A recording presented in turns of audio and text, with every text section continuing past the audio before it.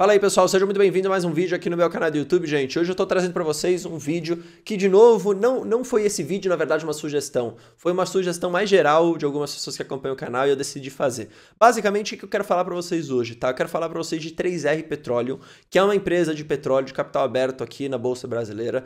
Tem várias empresas, como a 3R, por exemplo, PetroRio, ou mais conhecida como PRIO, PetroRecôncavo também, que fazem basicamente a mesma coisa. Mas o que eu quero trazer pra vocês hoje? Primeiro, uma notícia interessante de 3R, mas começar a tentar interpretar essa notícia e pensar se 3R no futuro pode se tornar uma boa pagadora de dividendo.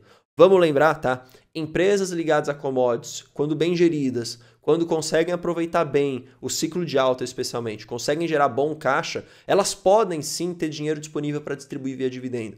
Veja o que aconteceu com as outras empresas ligadas a commodities à medida que, aquela empresa começou a gerar muito caixa. Agora, qual que é o lado negativo nesse sentido? Quando a empresa tem um portfólio e uma tese de investimento que ela precisa crescer, aí ela não vai distribuir mesmo, porque ela vai pegar todo aquele dinheiro e reinvestir nela mesma, tá? Então hoje a gente vai olhar aqui para uma notícia de 3R, vai tentar discutir um pouco disso e por que eu quero fazer isso. Veja, porque muita gente quer se expor a empresas ligadas a petróleo, tá? Aqui no Brasil.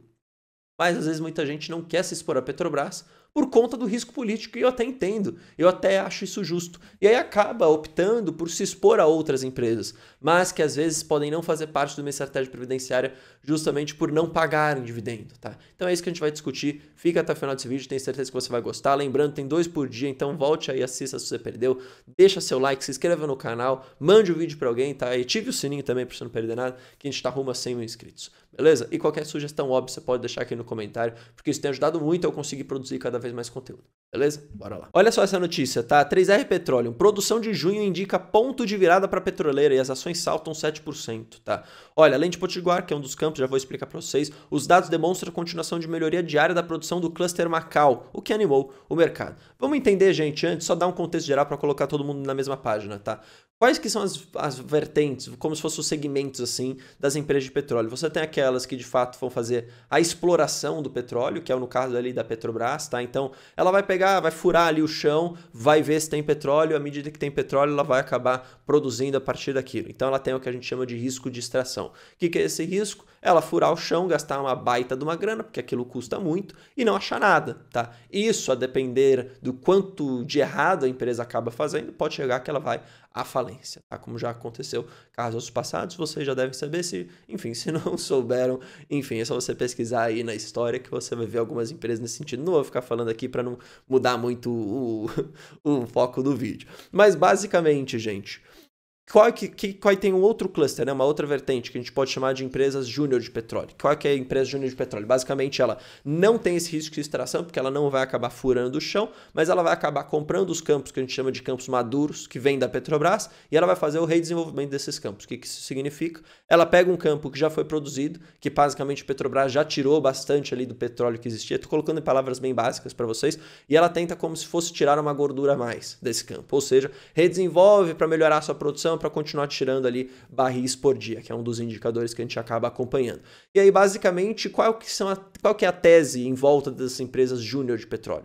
É comprar os campos, à medida que o tempo for passando, ela melhorar aquela produção, tá? Ela conseguir melhorar aquilo ao longo do tempo, gerando depois cada vez mais resultado para a empresa, comprando outros campos assim por diante, né? Fazendo a bola girar. Aí o que isso significa, né? Quando a empresa sempre divulga os dados de produção de junho, é isso que as pessoas que investem acompanham. Opa, então se o dado de produção de junho indicou que a produção está melhorando, tá? Isso vai animar. Se os dados de produção começam a indicar que a produção não está melhorando, ou às vezes está piorando, ou às vezes está demorando mais do que a expectativa, isso vai fazer com que as ações caiam, isso vai quebrar a tese ali da empresa, tá? Agora, por que eu trouxe só essa manchete aqui para vocês? Aqui tem um pouquinho de dado, tá? Que a gente pode até, enfim, depois você pode até olhar, a gente viu ali no dado, né? 45.515 mil barris por dia, tá? Veja, um aumento de 64,4% ante-maio. Isso daqui é muito interessante, vamos lembrar, isso aqui mostra que está crescendo. Mas por que eu quero falar disso? Não por conta da operação em si, da produção em si que está melhorando, mas porque, veja, à medida que a gente tem uma produção melhorando, uma empresa que consegue depois gerar um resultado melhor, e óbvio, a gente precisa acompanhar também o preço do petróleo ao longo do tempo, tá? Que é uma commodity, ninguém controla, vamos lembrar. Gente, perceba, se isso melhora e a empresa não tem nenhum direcionamento para o dinheiro, ou seja, não tem nenhum campo atrativo para fazer uma compra, não tem nenhum tipo de investimento que ela precisa fazer na empresa, esse dinheiro vai ficar disponível. Esse dinheiro disponível, você pode fazer basicamente duas coisas, tá? Se tivesse alguma questão para você direcionar essa grana em termos de investimento, você faria, tá? Isso geraria cada vez mais valor para a empresa. Você poderia deixar parado ele na empresa, simplesmente, ou você poderia distribuir a forma de dividendos, em forma de dividendos. Veja, não é interessante para a empresa deixar todo o dinheiro parado em caixa, sendo que ela não tem nenhum tipo de direcionamento. Então, o que eu penso? Essas empresas, 3R, Prio, até PetroRecôncavo, se chegar num momento onde ela não precisa direcionar o dinheiro para nada, não tem campo para comprar, não tem nenhum tipo de investimento que de fato ali, de acordo com as contas da empresa, gera retorno suficiente, gera retorno atrativo, parece, na minha visão, que invariavelmente ela acabaria pagando um pouco de dividendo. Já fiz isso aqui com PetroRio, né? Pegando algumas estimativas de alguns analistas, que o dividend yield de PetroRio poderia subir para 15%, 16%. É uma certeza? Não. Por quê? Porque essas empresas não têm na sua estratégia distribuir proventos, porque elas são empresas de crescimento, apesar de serem empresas ligadas ali a commodity, ligado ao petróleo, que muita gente acha que pode distribuir dividendo. Mas não, a tese delas é crescimento. Até, se eu não me engano, no Estatuto de Prio, que é uma outra empresa, não é 3R aqui, diz que paga muito pouco mesmo. Eles colocam no Estatuto justamente para não precisar pagar, se eles não acharem que é necessário, sabe? Agora, é tudo uma questão de momento, é tudo uma questão da gente ver o que está acontecendo. Então, Bruno, quer saber? Tem uma parte na minha carteira que eu não quero ter, não quero ter o dividendo agora, quero realmente olhar com a questão mais de oportunidade, uma empresa que pode crescer e que talvez possa me pagar dividendo. Vamos ser sinceros, às vezes uma empresa ligada a petróleo aqui, sem ser Petrobras, que não tem o risco político, possa fazer sentido. Seja 3R, seja Prio, seja PetroRecôncavo, tá? Por quê? Porque você tem uma produção melhorando nessas empresas e que, de novo, pode vir em forma de dividendo. Mas mesmo que não venha, se você já colocou na sua carteira com aquele viés de oportunidade, pode ser uma ação que se valoriza muito, ou seja, você ganha o dinheiro via valorização de capital, e depois você pode até fazer uma venda estratégica dessa empresa para comprar mais ações de outras empresas previdenciárias. Por exemplo, já valorizou bastante 3R e Prio na minha carteira, o que eu vou fazer agora? Eu vendo as ações para comprar mais Taesa, mais Banco do Brasil ou mais Petrobras, se você quiser, tá? Então, acho que é legal de você ter um pouco também dessa dinâmica na sua carteira, né? De ter empresas ligadas um pouco à oportunidade, em menor escala, né? Porque sua estratégia principal é a previdência, mas ter já empresas previdenciárias. Então, eu trago essa petroleira aqui em destaque, que é a 3R, para vocês, mas falo também, né? E cito, se eu não me engano, eles acabam citando aqui embaixo. Na verdade, eles não citam as outras, mas cito para vocês que existem duas outras, tá? Prio, beleza? E PetroRecôncavo, tá?